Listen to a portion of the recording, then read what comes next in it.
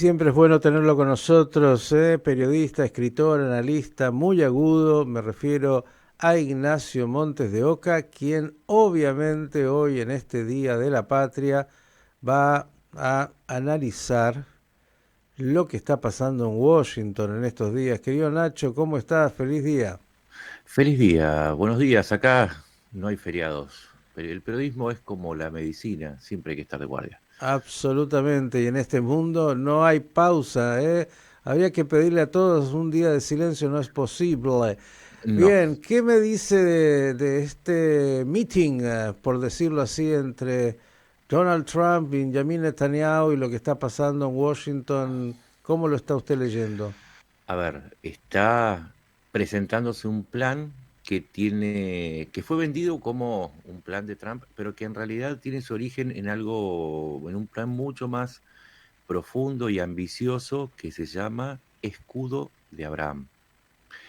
Este escudo de Abraham es una propuesta que nace a partir de Israel que está proponiendo, a ver, para empezar, ¿por qué escudo de Abraham? Porque Abraham es una figura común a las tres religiones más importantes, me refiero al judaísmo, al cristianismo y al islam. En el islam, Abraham es uno de los profetas. Entonces, ¿cuál es la idea que se está proponiendo desde Israel?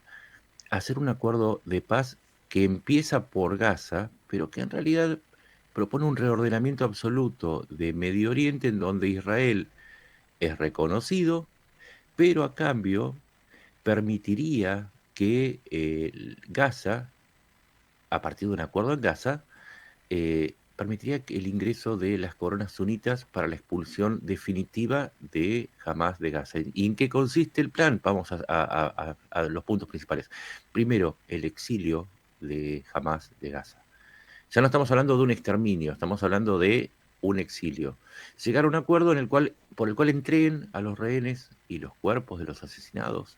Están desde el 7 de octubre del 2013, recordémoslo, y a cambio de esto se les permitiría salir de Gaza, un salvoconducto, seguramente volarían a los dos santuarios que tienen, uno es Qatar, donde operan, y el otro es Turquía.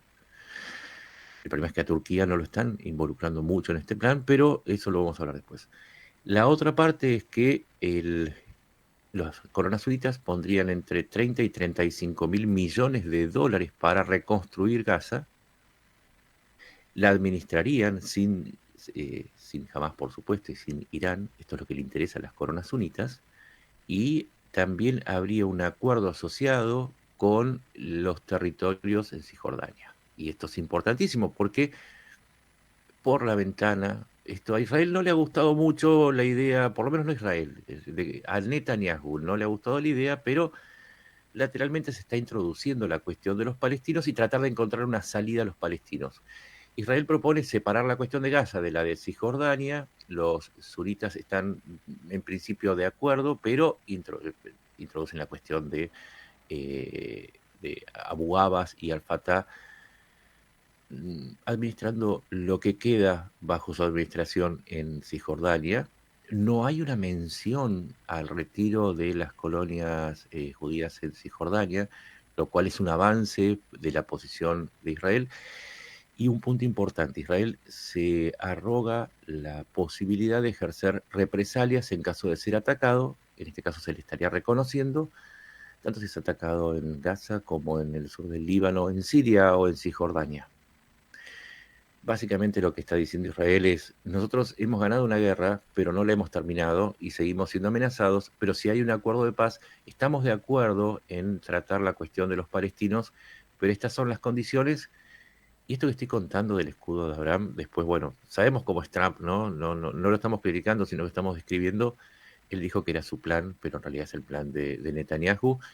Y por ahora estamos en la etapa de la presentación del escudo de Abraham, conocido tras su adaptación al mercado norteamericano como el plan magistral de Trump para ganar el Premio Nobel de la Paz.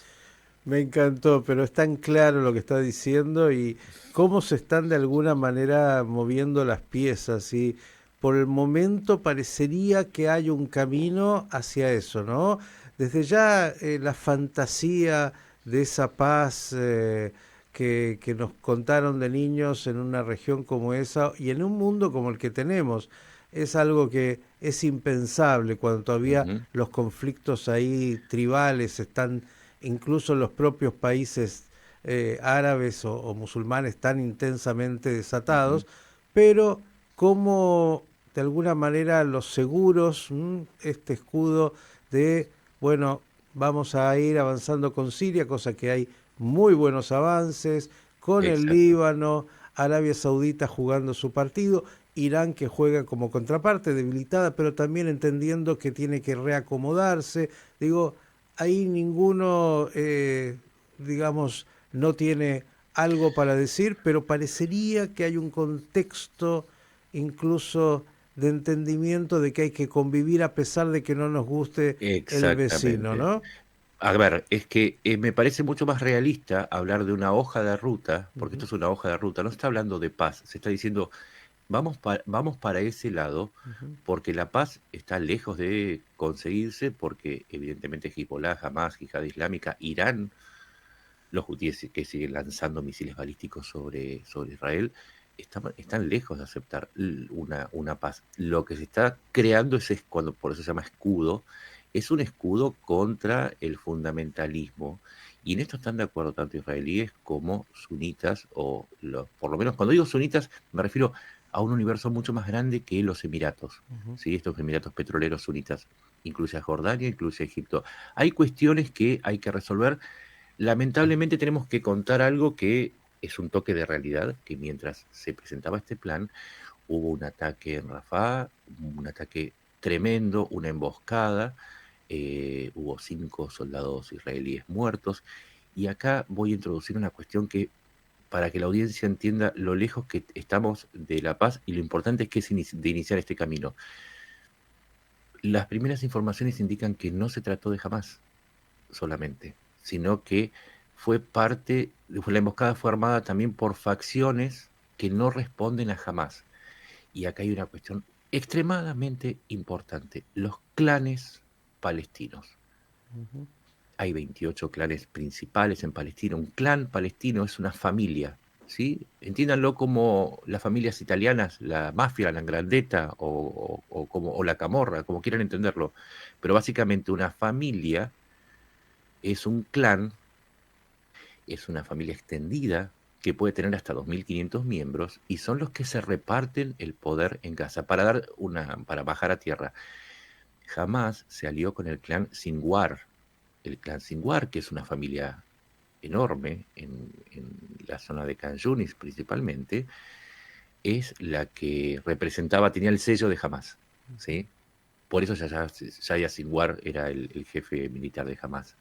Pero existen otros clanes, muchos otros clanes que se van a disputar el poder, sobre todo si van a haber 30, 35 mil millones de dólares, además de 6.000 millones que se van a descongelar en Estados Unidos a propuesta de Trump. Entonces, atención a esto, porque la eliminación de Hamas no termina con la violencia, porque estos clanes están tan armados y son capaces de ejecutar acciones como la de ayer. Y lo que hicieron fue avisar. Nosotros también somos parte de ese reparto, no solamente de la comida hoy, que es el bien más preciado en Gaza, o de la ayuda humanitaria, sino de cualquier negocio o cualquier arreglo que se haga sobre Gaza. Y estos clanes palestinos no solamente rigen en Gaza, sino también en Cisjordania, y tienen vinculaciones con Egipto, como el Al-Shabaab, que ahora está trabajando con Israel. Hay otros que tienen vínculos con Turquía, hay otros que tienen vínculos en Jordania. Los palestinos son una cuestión regional. Pensarlos en Gaza o pensarlos en Cisjordania es un error. Los palestinos también tienen su diáspora y tienen su poder fragmentado y regionalizado. Así que este es el toque de realidad que le quería agregar, porque hay que aprovechar los caminos para la paz, pero sin dejar de tener una mirada realista sobre el conflicto tal como es. ¿Qué se le puede agregar? Nada.